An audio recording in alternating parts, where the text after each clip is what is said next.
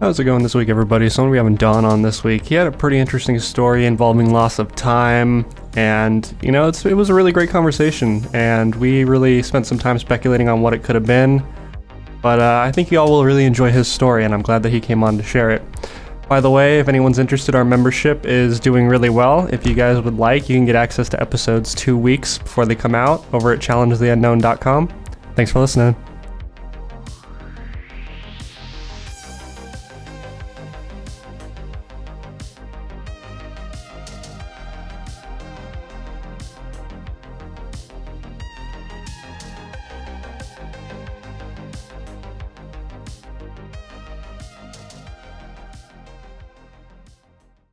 This happened about almost 30 years ago. I lived in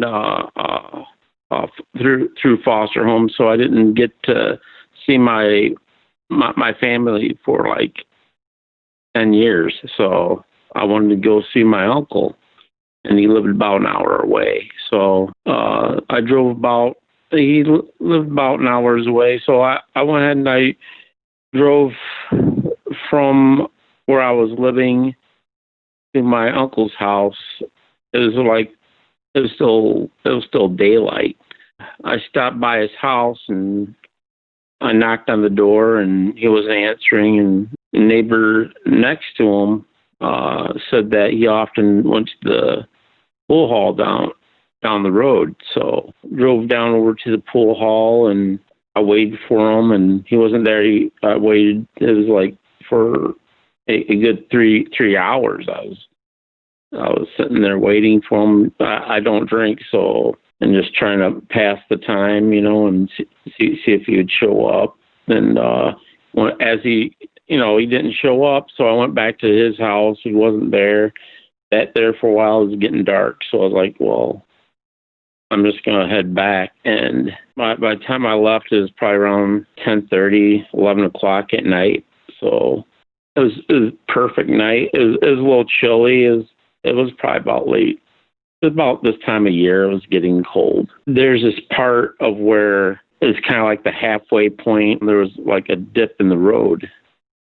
And I noticed that there was like a little mist, a little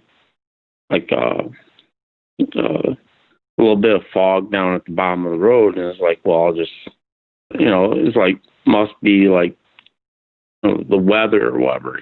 I drove through it, and all of my power just shut off. The car just went dead, and I just used all my strength trying to pull my car to the side of the road. And I went over to try to start it. I had my head down, and I was like, oh, great, this is at night. You're thinking some psycho trucker's going to drive by and mess with you or something, I went down. I was trying to get the car to start, trying to turn the key. And in the blink of an eye, my hands were on the steering wheel, and I was inside the airport. And I was looking down a runway. And I don't know how the heck I got there. I just know I just kept driving down this fence, by this fence, and then I managed to find a way to get this. There's this little gravel area that goes straight to the tower. And I drove around that and went straight out and found the main road, and I just went home. I just felt like kind of like I had to get home. And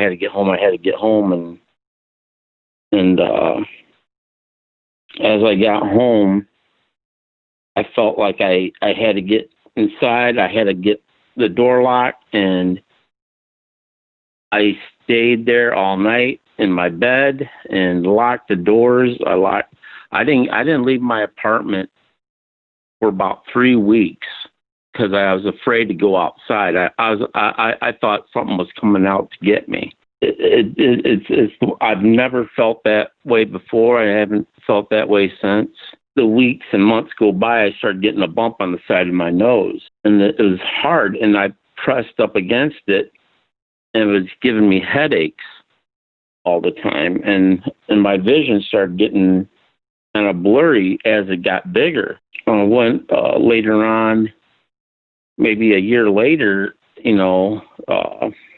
I applied to become a butcher apprentice. They'd offer me the job because I was 18 at the time, and for me to be offered the position, that I couldn't have that on my face. It was like I didn't understand why something on my face would matter.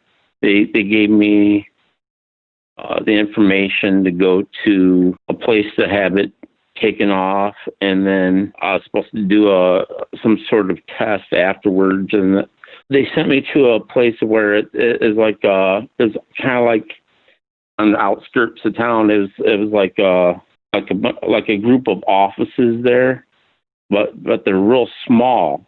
It's a real small area, and there was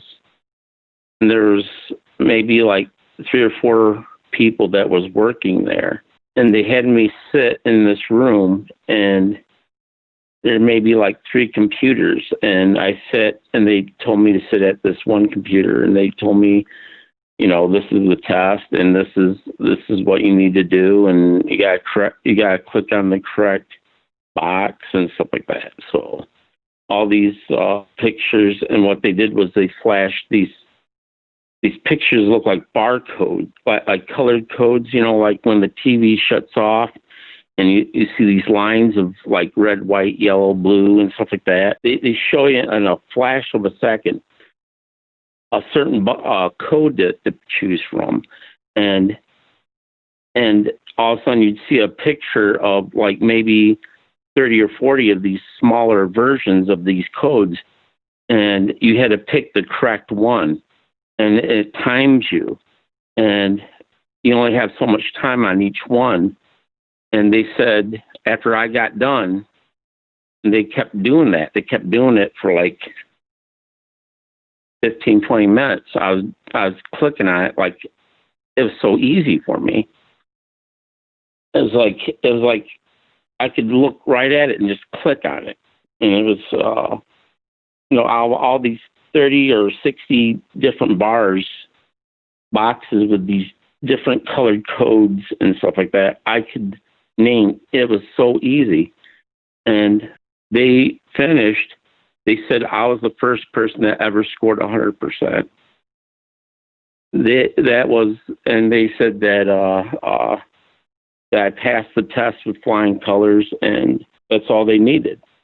And then I left. A week or 2 later, they had scheduled for me to have the thing taken out of my face. The doctor says, "Oh, it's probably just a cyst or whatever on the side of my face." I'm like, "Oh, fine, good. Get rid of it. Then I don't have to feel these headaches anymore, And he went to cut it out, and he took it out, and he says, I asked him, I said, "Can I see it?" And I looked at it, and it looked like a sphere with some meat through it.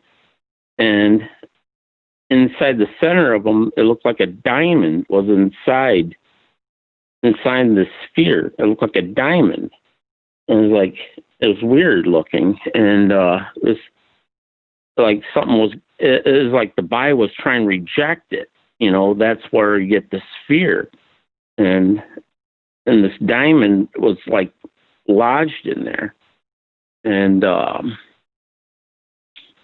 doctor later on, after I went back, because they didn't have dissolving stitches back then. As they were taking off the stitches, he says, "I'm glad you came in," because he said, "I've never seen anything like that before." I said, "Well, can I have it?" He said, "No, I sent it out to get tested." So he didn't know what it was. So, and he never heard back. And I went back there a little while later. The office was gone. Both offices were gone. I always feel like when it was taken out, I felt free. It kind of like I felt that this, like something wasn't watching me anymore. Something wasn't, which was a feeling of freedom. But that's my story. That's It's all I can recall for now. No, there's no shortage of the whole loss of time, weird stuff going on in the body implants. I've heard about that. There's quite a few of them out there. You're actually the first person that I've talked to that's had some type of implant or whatever you want to call it. Mhm. You know, that diamond, as you called it. You Mhm. let's go back a little bit. Tell me about the nightmares. What were the nightmares about? I had dreams of where these. It's just I don't know if it was. It's like it's like these three beings. They weren't lifting me up or they weren't dragging me, but it's almost like I was floating, and they were just basically pulling me along as I floated through the woods. That's what it felt like. But in my dream, and I was trying to I was trying to grab leaves and stuff, because I was in and out. I was trying to, and I just remember one of them looking at me, and that's the last I remember. But that was it. How often did these dreams come? Frequent or Not no, not very often. It just happened, uh, uh, and they were very intense, very real. It felt very real to me at the time. It isn't like Muppets or puppets or anything like that. These things, uh, I could actually tell you, it felt like elephant skin, rough. They weren't. They weren't soft. They weren't. You know. It was. it looked like a It real was. being, Yeah. like they were a real living thing. Yeah. It was a dream, but this is. Right. Yeah, but it just these things. It wasn't no suit. It wasn't no. That's the thing. You see these pictures. I look at these movies. And their illustration of seeing lights. I didn't see any lights. This thing just my car just shut off. It was like that. I didn't see no lights. I didn't see anything. It just I don't know. I don't know. If I saw lights, I probably would have head back to town if I saw any lights. But if I could relive it, I would have just stayed in Jamesville. I would have tried to avoid this situation. But I'm sure maybe I can help someone else. By trying to say what happened to me. Maybe maybe it'll help them remember.